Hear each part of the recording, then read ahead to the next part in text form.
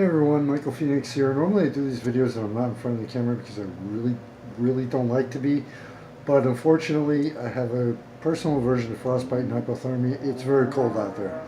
So anyway, this review is the first one in the comics category, and it's actually, I really don't like physical copies of things. When it comes to music, books, um, comics, movies, etc.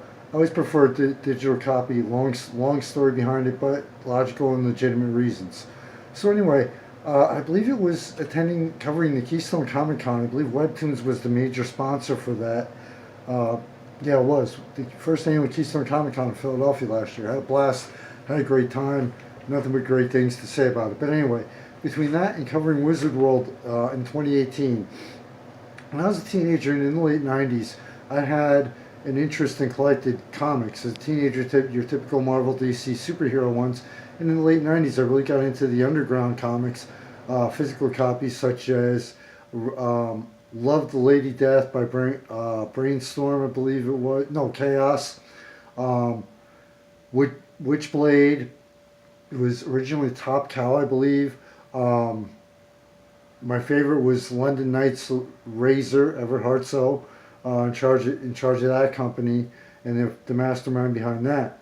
Then I just kind of got out of it, couldn't afford it. Just kind of after the year 2000, it was like a lot of the storylines didn't make sense anymore because a lot of different comic. Everybody thought the world was going to end. Everybody killed off the characters, brought all the storylines to an end, and it was just kind of okay. What do we do now?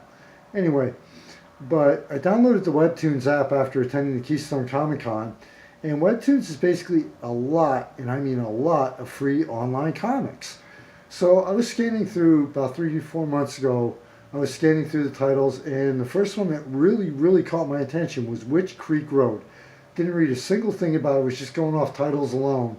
By the way, go in the archives under apps, software, video games for the review on the Webtoons app.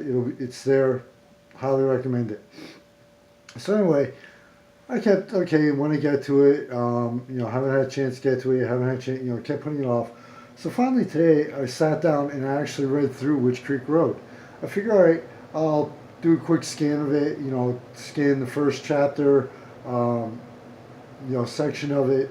And do a review based on that. Well, before I knew it, I was up to chapter 6, and I'm like, at the end of every one, I'm like, I want more. Okay, what the hell's gonna happen next? What? I gotta find out what's really going on here, honestly. Um, so this is one, Witch Creek Road. I have to check this. I'm not sure if it's available regularly, but definitely download the Webtoons app and look it up. This is one right from the jump. I'm like, it just sucked me in, literally, in every way possible.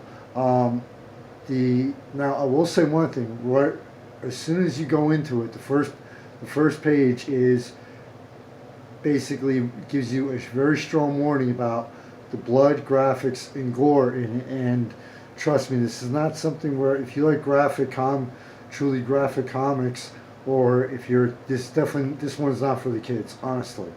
So right off, you have to be an adult for this, and also that if you don't have the stomach, you're not into the graphic illustrations, Witch Creek Road is not for you. I'm not really into the graphic illustrations with blood and gore, but I'm like, I gotta check this thing out. Like you said, before I knew it, I'm like, all right, one chapter, one section, one edition, boom, done. Next thing I knew, it was like, I'm on number 6, and I'm like, when I got to the end of number 6, for the next chapter, boom, instantaneously hit that button. I'm like, what the hell's gonna happen next? What the hell's gonna happen next? Witch Creek Road, with the exception of, I believe it was chapter, section, edition 15, whatever you want to call it, 15, at one point kind of got a little far out there for me. But Witch Creek Road really just, like I said, it really sucked me in. The character introduction, the way it has a tendency to jump back and forth and in between realities, it it pulls it off in every single way for me. This is my first one-off webtoons, the first comic I've read in a very, very long time.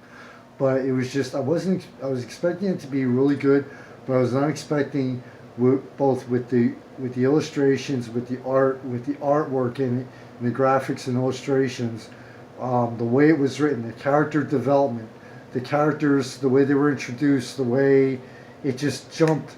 I mean, it kind of reminded me of a teenage slasher flick to a point, right off. But then it gradually, and without even realizing it, really delved and dove into the backstory, the reason why these people were killed along the way, the character development of both the good and the evil characters, and also basically to show that this world, this life is only rarely pure good and pure evil.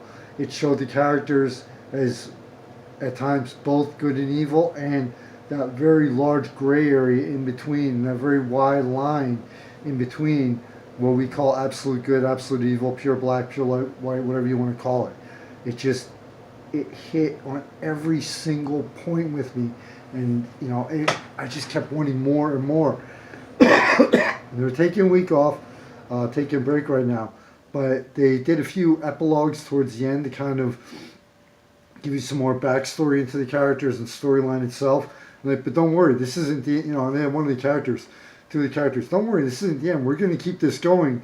We just kind of want to leave you on a basic cliffhanger right now and keep your interest. And they did that perfectly. I cannot wait for each edition now to come out, because I really want to see what's going to happen.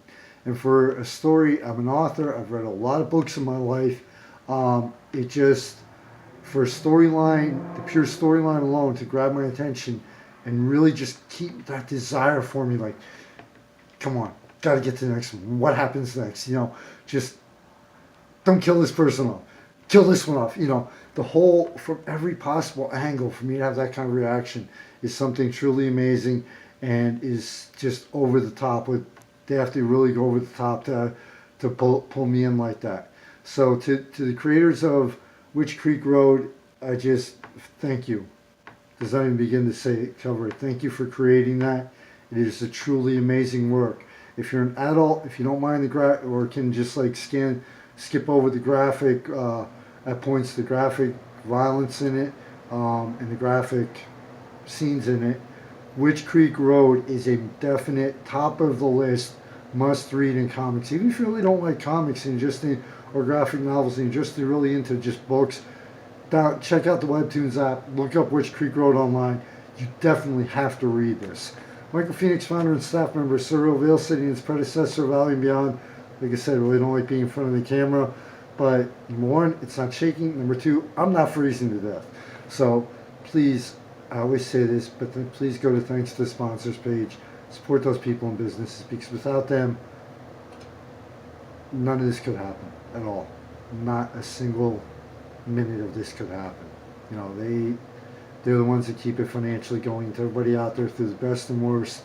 And at times, even over the past several years since I started Valley and Beyond, when I wanted to just say, you know what, I'm burnt out, whatever reason, I'm done. You're the other half of what kept me going through all this. Thank you so much. You have no idea what it means to me. It's an interesting winter so far. Stay safe, stay warm. Spring's 2 months away here, at least here in the north, northeast, northern hemisphere.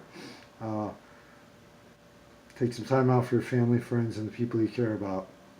Life is crazy and insane, especially if you have a family. Never forget what really matters and what it's really about. Stay safe, everyone.